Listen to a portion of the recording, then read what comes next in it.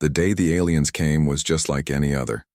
The sun rose over Washington, D.C., people went to work, and kids played in parks. No one knew that by sunset, everything would change forever. Alan Wright woke up to his phone buzzing nonstop. As the United States ambassador to the United Nations, early morning calls weren't unusual, but 12 missed calls before 6 a.m. was extreme. He grabbed his phone and saw the message, "Turn on your TV now." Alan switched on the news and froze. Massive ships hovered over major cities around the world. New York, London, Beijing, Moscow, Delhi, all had the same dark, oval-shaped vessels floating silently above them. One hung over Washington, D.C., too, casting a shadow over the White House and Capitol building. "This is not a drill or a movie," the news anchor said, her voice shaking. "First contact with an alien species has been confirmed by authorities worldwide." Within hours, Alan found himself in a secure bunker beneath the White House. President Laura Bennett sat at the head of the table, surrounded by military generals, scientists, and key cabinet members. "What do we know?" Bennett asked, her face calm despite the situation. Dr. Susan Rodriguez, head of NASA's new extraterrestrial research division, pulled up images on the screen. "They're calling themselves the Galactic Council. From what we can tell, it's a federation of over 200 alien species. They've been watching us for decades." "Are they hostile?" General Frank Peters asked, his hand resting near his sidearm. "They haven't fired on anyone yet," Rodriguez replied. "They've requested a meeting with Earth's leaders at the United Nations. Headquarters in 3 hours." President Bennett stood up. "Then we'll meet them. Ambassador Wright, you'll accompany me." The United Nations General Assembly Hall had never been so full. Every nation had sent representatives. The room fell silent as 7 different alien beings walked onto the stage. They varied in size and shape, some tall and thin with blue skin, others short with multiple arms and one that seemed to float rather than walk. The tallest alien stepped forward. It had gray skin, 4 arms, and large black eyes. "I am High Counselor Zextarn of the Galactic Council," it said, its words somehow translating perfectly into English and every other human language simultaneously. "We have come to officially welcome Earth into the interstellar community." A brief cheer went up from some delegates, quickly silenced when Zextarn raised one of its 4 hands. "However, membership has conditions," the alien continued. "All new species must contribute to the greater good of the galaxy." President Bennett stood up. "And what kind of contribution are you expecting?" "A standard tributary arrangement," Zextarn replied smoothly. 10% of Earth's rare metals, 5% of your water reserves, and 1,000 humans per year for our cultural exchange programs." The room erupted in shouts and protests. Alan Wright watched as Bennett's face hardened. She raised her hand for silence. "And if we refuse?" she asked. Zextarn's mouth curved into what might have been a smile. "Non-compliance means exclusion from interstellar trade routes. It would be unfortunate if Earth were to remain isolated while the rest of the galaxy prospers. There could also be corrective measures if necessary." The threat hung in the air. "We'll need time to consider your proposal," Bennett said carefully. "You have 1 month to prepare your first shipment," Zextarn replied. "We look forward to a productive relationship." The aliens left as suddenly as they had arrived, leaving behind only a communication device and data files explaining their demands in detail. Back in the emergency session at the White House, Alan watched as experts analyzed the aliens' technology and demands. "These cultural exchange programs are slavery," Dr. Rodriguez said bluntly, looking up from the alien data files. "Other species are being used for labor, entertainment, and worse." General Peters slammed his fist on the table. "We should strike now before they expect it." "With what?" Defense Secretary Joe Miller asked. "Their technology is centuries beyond ours." "Maybe not centuries," Dr. Rodriguez said quietly. Everyone turned to look at her. "Remember that crashed ship in Arizona in 2018? We've been reverse engineering. Yes, we don't have their weapons or shields yet, but we've made progress with their communication systems and some other tech." President Bennett nodded slowly. "What about these other species they mentioned?" The ones already in the council? Alan Wright had been studying the data files carefully. There are signs of resistance. Reading between the lines, I think many species are forced into these arrangements. They might be potential allies. So we have options, Bennett said, standing up. We can pay the tribute and become servants. We can fight and likely lose. Or we can find another way. The tribute deadline is in 1 month, Alan reminded everyone. Then we have 1 month to prepare our response, Bennett said firmly, and it won't be what they're expecting. Over the next week, a plan formed. Earth would pretend to comply while secretly preparing for resistance. The experimental ship Northern Star, built with reverse-engineered alien technology, would be the key. Captain Paul Johnson was selected to lead the mission. A former Navy SEAL with test pilot experience, he had the right mix of skills for this unprecedented challenge. Your mission is to gather intelligence, President Bennett told him during the briefing. We need to know their weaknesses, their true capabilities, and potential allies among the other species. And if we're discovered? Johnson asked. Then you do whatever is necessary to return with what you've learned, she replied grimly. The Northern Star was hidden inside what appeared to be a standard cargo vessel, supposedly carrying the first installment of Earth's tribute. 5 similar ships were prepared, each with elite crews and specialized equipment. The day before launch, Alan found Captain Johnson staring at a photo of Earth taken from space. Having doubts? Alan asked. Johnson shook his head. Just thinking about what's at stake. They expect us to bow down to become their servants. And what do you think we should do? Johnson's eyes hardened. Show them that humans don't surrender. We've fought for our freedom too many times to give it up to some alien bullies. As dawn broke the next day, the tribute ships launched toward the waiting alien vessels. Officially, they carried rare metals, water, and the first human volunteers for the exchange program. In reality, they carried Earth's defiance and the seeds of what would become humanity's most daring stand. Alan Wright watched the ships rise into the sky from the White House lawn, standing beside President Bennett. Do you think we're doing the right thing? He asked quietly. Bennett didn't look away from the ascending ships. I think that throughout history, paying tribute has never ended well for those who pay it. And I think that if humanity is going to join the galaxy, we're going to do it on our feet, not on our knees. The mission had begun. Earth had 1 month to change the rules of a game that had been played the same way for thousands of years across countless worlds. And the Galactic Council had no idea what was coming. Captain Paul Johnson stood on the bridge of the Northern Star, hidden inside what looked like a normal cargo ship. The real ship was much smaller and faster than it appeared. Special shields made it nearly invisible to most scanning technology. Status. Report, he said to his crew of 12. The best pilots, engineers, and scientists Earth had to offer. Lieutenant Olivia Garcia looked up from her console. All systems working perfectly, Captain. The alien mothership is accepting our approach. They think we're just delivering the first tribute payment. Johnson nodded. Their plan was risky but clever. While the aliens inspected the outer cargo ship, the Northern Star would separate and slip away. 5 other ships like theirs were doing the same thing at different locations around the solar system. Remember, Johnson told his crew, our mission is to watch and learn. We don't engage unless absolutely necessary. As they neared the massive alien vessel, Johnson felt sweat on his forehead. If the aliens discovered their plan too soon, they wouldn't stand a chance. Beginning docking procedure, Garcia announced. The cargo ship attached to the alien vessel, with a soft thud. They're sending customs officers to inspect the tribute. Start the countdown, Johnson ordered. Be ready to detach on my mark.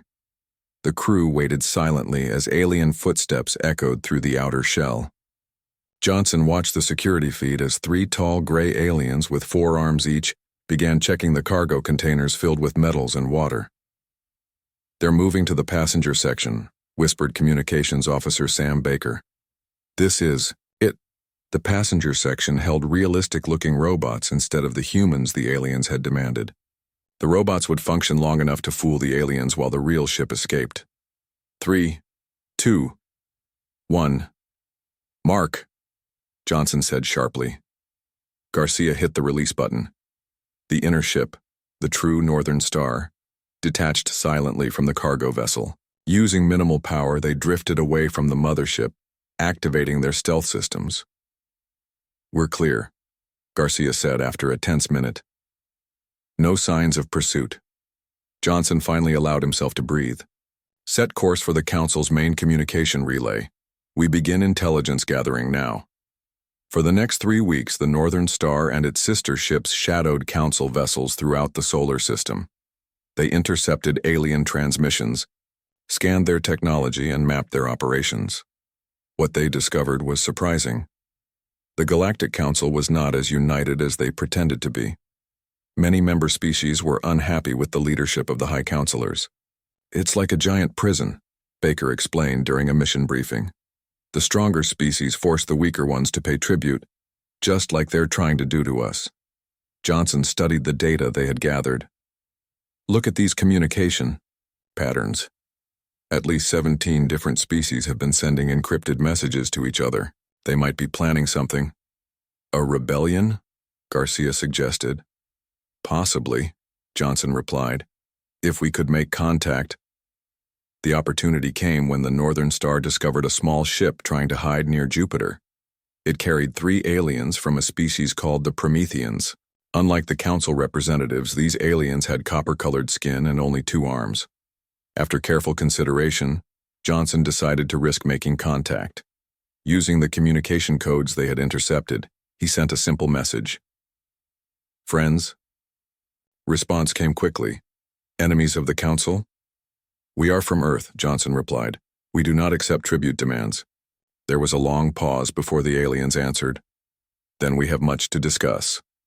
The Promethean ship cautiously approached, and for the first time, humans met aliens who came in peace.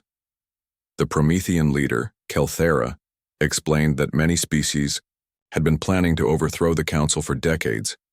"They control everything through fear," Kelthera said, speaking through a translation device. "They have better weapons, better ships. Any world that refuses tribute faces destruction." "Then, why haven't they destroyed Earth yet?" Johnson asked. "Because you surprised them," Kelthera replied. "Most new species are overwhelmed by the Council's power. You are the first to resist so cleverly. They are still deciding how to respond." Johnson shared everything the Northern Star had learned. Kelthera was amazed by how much intelligence the humans had gathered in just 3 weeks. "Your ship's stealth technology is remarkable," the alien said. "How did you develop it?" "We had help," Johnson admitted. "A Council scout ship crashed on Earth a few years ago. We learned from it."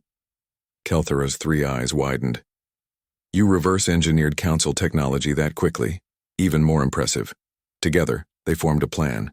The Promethean resistance would share their knowledge of Council weaknesses, while the humans would provide their stealth technology and fresh tactical ideas. "We need to contact Earth," Johnson told his crew. "The tribute deadline is in 1 week. President Bennett needs to know what we've learned." Using a special communication channel developed by Dr. Rodriguez, Johnson sent an encrypted message back to Earth. He explained everything they had discovered and their new alliance with the Prometheans. On Earth, Ambassador Alan Wright stood beside President Bennett as she read the report. "So we're not alone in wanting to resist," Bennett said thoughtfully. "That changes everything." "What's our next move?" Wright asked. Bennett smiled for the first time since the aliens had arrived.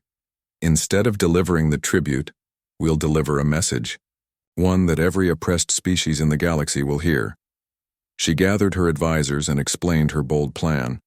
Earth would not only refuse to pay tribute, they would expose the Council's corruption to every member species simultaneously. "The Council maintains control through fear and secrecy," she told them. "We're going to shatter both." As the tribute deadline approached, Council ships moved closer to Earth, preparing to collect their payment. High Councilor Zexitarn sent a final warning. "We expect full compliance. Failure will have severe consequences." The world watched and waited. Many people were scared, but others stood firm, trusting their leaders to protect them. On the morning of the deadline, Ambassador Wright requested a meeting with the council representatives. He carried what appeared to be tribute documentation. "Earth has considered your demands carefully," Wright said formally as cameras broadcast his words worldwide. "And this is our response." Instead of handing over payment details, Wright activated a small device. Suddenly, every communication system on Earth and throughout nearby space began broadcasting the same message. A comprehensive expose of council corruption and the truth about the tribute system, sent on all frequencies used by every council species. At the same moment, Captain Johnson and the Prometheans activated similar broadcasts from their positions around the solar system. The message was clear. Humanity would not pay tribute. Not now, not ever. And they were calling on every oppressed species to join them in standing up to the council. The first battle for freedom was about to begin. Chaos erupted in the Galactic Council chamber. Aliens of all shapes and sizes shouted at each other. Some pounded tables with their many limbs. Others floated in agitation. The room that had once represented order and power now looked like a wild marketplace. High Counselor Zex Tarn tried to restore order. "Silence," he shouted, his forearms raised high. "This human rebellion will be crushed immediately." But the damage was done. Ambassador Wright's broadcast had reached every corner of council space. The carefully hidden truth about the tribute system was now public knowledge. Species that had paid tribute for centuries now knew they were not alone in their suffering.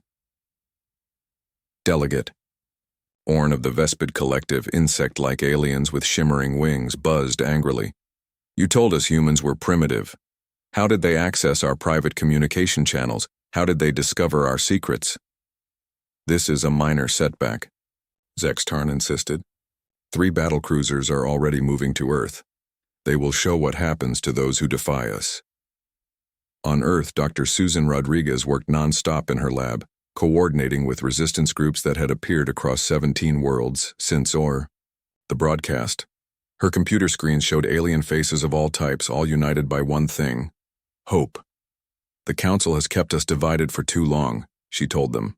"By sharing information freely, we can overcome their technological advantage." President Bennett joined the video call. "Our fleet is small, but we've prepared defenses based on the Council's own technology. We need 2 more days to get everything in place." One of the aliens, a small blue being with 6 eyes, spoke up. "You won't have 2 days. Council battlecruisers are already entering your solar system." Bennett's face remained calm. "Then we'll have to slow them down." The 3 Council battlecruisers entered Earth's atmosphere the next morning.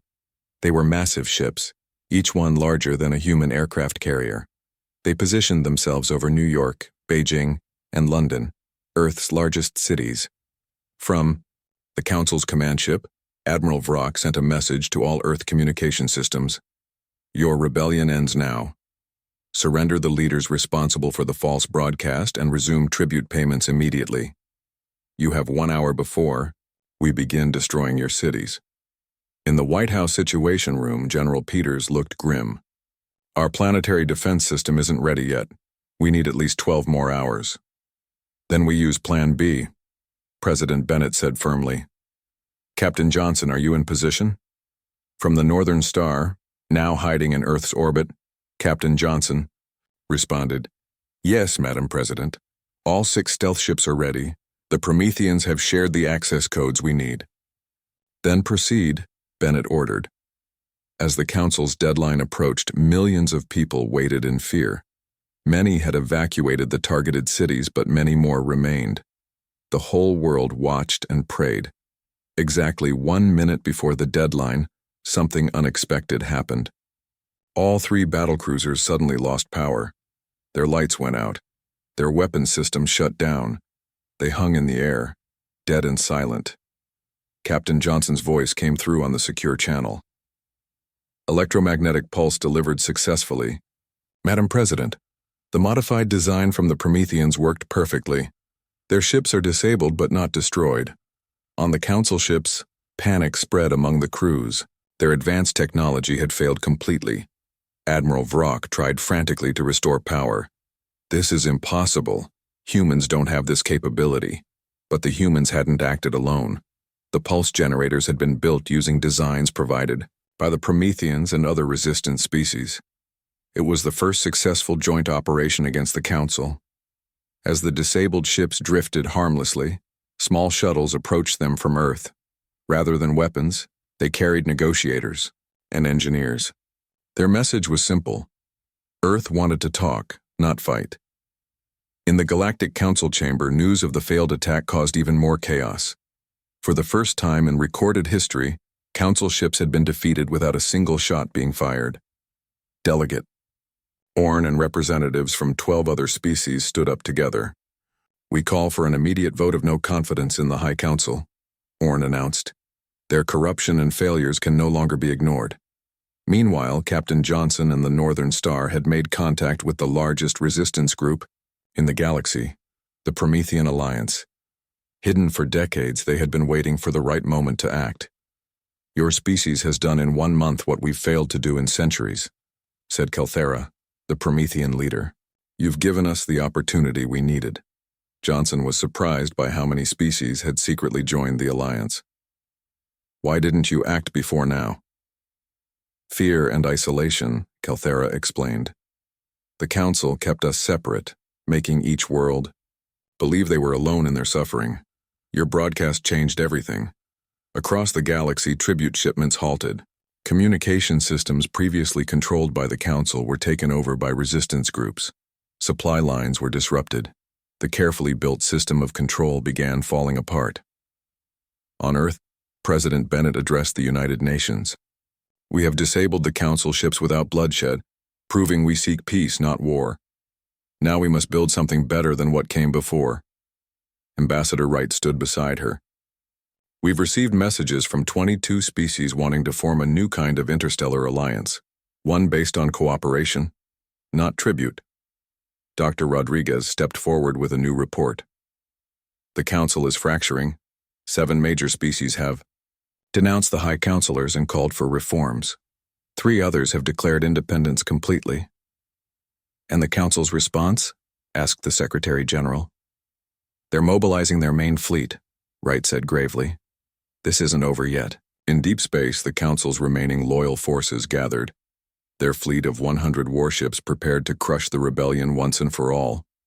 High Councilor Zexitarn took personal command. "We will start with Earth," he ordered. "The humans have caused this problem. Destroying them will send a message to all who dare resist." But as the fleet prepared to jump to Earth's solar system, alarms sounded throughout the ships. Sensors showed new vessels appearing all around them, ships from dozens of different species, all former Council members who had suffered under the tribute system. For the first time in his long life, Zextarn felt something new: fear. The real battle for the galaxy was about to begin. The emergency session of the United Nations now included strange new faces. 22 alien species sent representatives, some in person, and others as holograms. They gathered with Earth's leaders to plan their defense against the coming Council.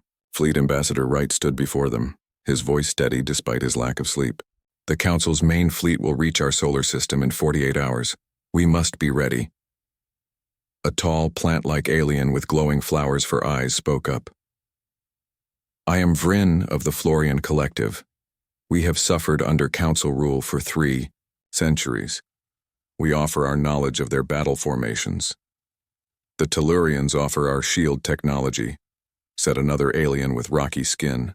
"It may help protect your cities."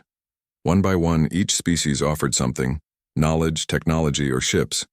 Earth was no longer fighting alone.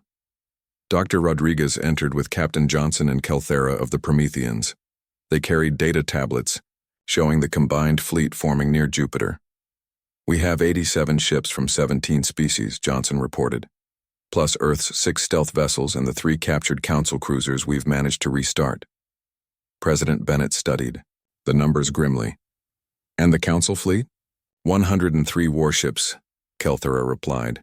"But they don't know about our combined force yet. They expect to find only Earth's defenses." General Peters pointed to the solar system map. We should position our fleet here behind Mars. When they enter the system focused on Earth, we can surprise them from behind. Lisa Chen, Earth's top xenoanthropologist, raised her hand. There's something else we should consider. From my studies of Council communications, their leadership culture is built on pride and fear. They've never lost a battle. If we can defeat their commander decisively, the rest might surrender rather than face shame. High Counselor Zex Tarn commands the fleet personally, Kelthera confirmed. He would rather die than surrender, but the others might not share his dedication. President Bennett nodded slowly. Then we have our strategy. We don't need to destroy the entire fleet. We need to target Zex Tarn's command ship and show the others a better path. As the Allied fleet took position, Earth itself prepared for possible attack. People moved to underground shelters. Important cultural artifacts were hidden in secure locations. Every available resource went toward defense systems. In the White House Situation Room, the hours ticked by. Finally, the alert came. The Council fleet had entered the solar system. They're moving directly toward Earth as predicted, Johnson reported from the Northern Star. No sign they've detected our fleet yet. Bennett took a deep breath.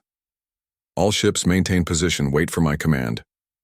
The massive Council warships moved steadily through space, their weapons ready. On the lead ship, High Counselor Zex Tarn watched Earth grow larger on the view screen. No sign of serious defenses, reported his officer. They have some primitive satellites and a few armed stations, but nothing that can stop us. Zex Tarn's mouth curved into a smile. Begin the attack as soon as we're in range. Target their largest cities first. As the Council fleet approached Earth's orbit, President Bennett gave the order. All ships attack now. The Allied fleet emerged from behind Mars, catching the Council ships completely by surprise. Vessels of all shapes and sizes, built by many different species, moved as one force. At their center flew the Northern Star, leading 5 other Earth ships. What is this? Zex Tarn roared as alarms blared throughout his ship. How many vessels? 87 ships, his officer replied, voice shaking. Multiple species signatures. They're attacking in a coordinated formation. The battle for Earth began in earnest. Council ships fired powerful energy weapons while the Allied fleet responded with a mixture of technologies. Some fired similar weapons, while Earth's vessels launched specially designed missiles that could penetrate Council shields.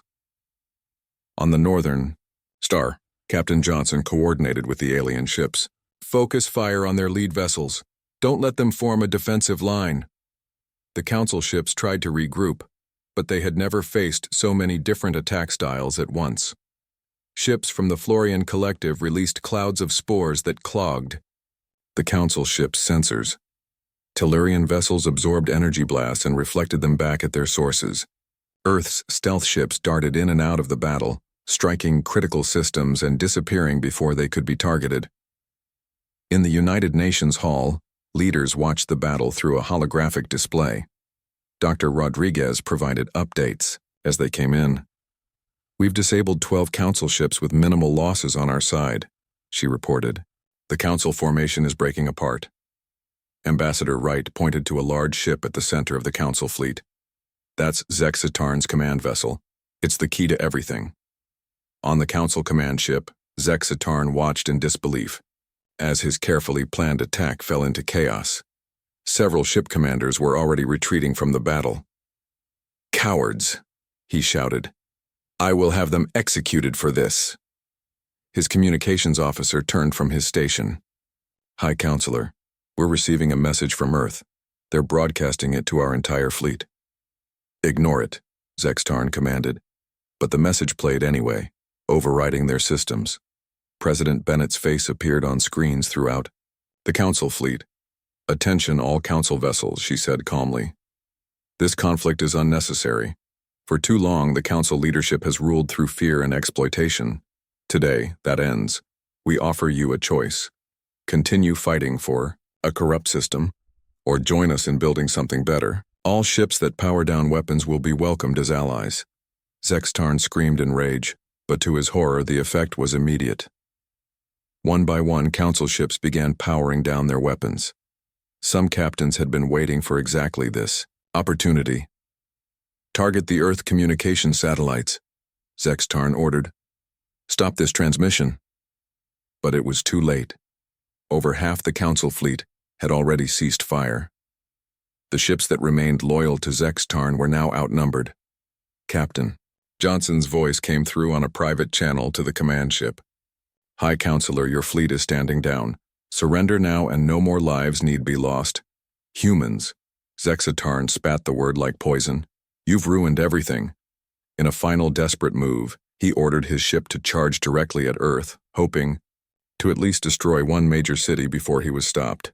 But he never got the chance. His own officers, seeing the hopelessness of their situation, seized control of the bridge. 4 of them restrained Zextarn while another sent the surrender signal. Within hours, the battle was over. 78 Council ships had surrendered. 15 remained loyal to Zextarn but were disabled, and only 10 had been destroyed when they refused to yield. On Earth, people emerged from shelters to see the night sky filled with alien ships, no longer threats, but the beginning of a new alliance. President Bennett addressed the world and all watching species across the stars. Today marks not the victory of Earth but the victory of freedom. The tribute system is ended forever. Tomorrow we begin building a galaxy where all species stand as equals. 1 year had passed since the battle for Earth's freedom. The planet Nexus, once home to the Galactic Council's headquarters, looked very different now. The tall, dark towers that had symbolized the Council's power were gone. In their place stood a circular building with windows that let in natural light from the 3 suns. Inside the main chamber, representatives from 112 species gathered. The room was arranged in a circle, with no seat higher than another. Everyone was equal here. President Laura Bennett, now serving as Earth's representative to the newly formed Galactic Concordat, took her place among the alien delegates. After months of hard work and negotiation, today they would sign the founding document. The final version of the Concordat Charter has been reviewed by all member species, announced Kelthera of the Prometheans, who served as the meeting's facilitator. Today we make it official. Bennett looked around the room with pride. Humans sat beside former council species and former tribute payers. Even some of the powerful species that had once enforced the tribute system were present, having rejected their old leaders after the truth was revealed. The charter was displayed on screens throughout the chamber. Its first article was clear. No sentient species shall demand tribute from another. All exchange of resources shall be through fair trade agreements accepted freely by both parties. One by one, representatives approached the center of the room to sign. Some used electronic signatures, others pressed appendages into special clay tablets, and some used traditional ink. Each method was honored equally. When it was Earth's turn, Bennett stepped forward. On behalf of humanity, I sign this charter with hope for a future where cooperation replaces exploitation. As she signed, applause broke out across the chamber. Many delegates specifically thanked the humans. Earth's defiance had given the galaxy a chance to start fresh. Back on Earth, changes were happening quickly. Ships from dozens of alien worlds visited daily, bringing tourists, traders, and students eager to learn about the species that had helped free the galaxy. In Washington, D.C., the Interstellar Cultural Center had just opened. Dr. Susan Rodriguez led a tour group of humans and aliens through the exhibits. The key to our victory was communication and understanding, she explained, showing displays of different alien cultures. When we learned about each other, we found common ground. The center had become a symbol of Earth's new role in galactic society. Instead of hiding knowledge like the old council, humans shared everything they learned. At the new Earth Space Academy, Captain Paul Johnson, now Admiral Johnson, addressed the first graduating class. Human cadets stood alongside young aliens from 15 different species. 1 year ago, I commanded a single ship on a desperate mission, Johnson told them.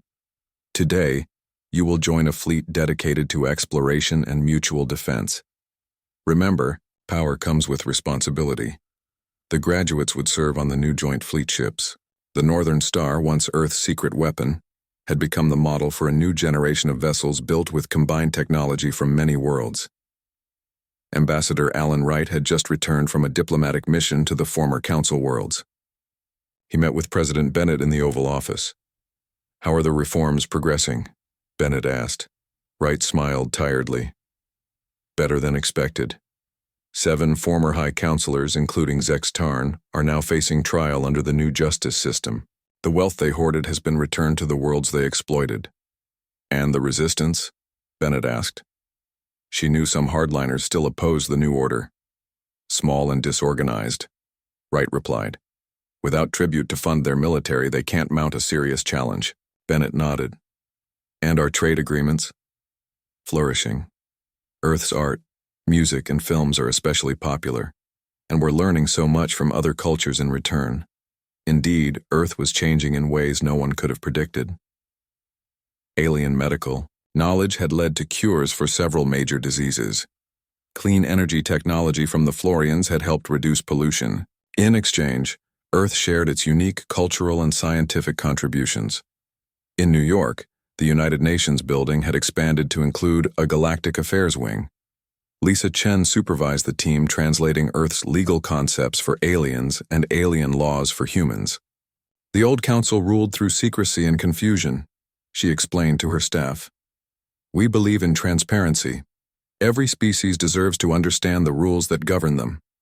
Around the world, humans and aliens worked together on joint projects. The former council ship that had threatened London was now a museum and research center. Schools taught children about alien cultures alongside human history. Not everything was perfect. There were still misunderstandings and conflicts to resolve.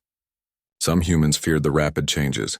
Some aliens still viewed humans with suspicion, but most people on both sides worked hard to build trust.